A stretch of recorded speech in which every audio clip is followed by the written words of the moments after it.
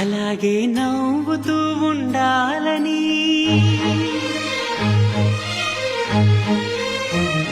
అలాగే నవ్వుతూ ఉండాలని నింగి నేల వాగు వంక చెట్టు చేమ గువగూడు ఆశీర్వదించాయి.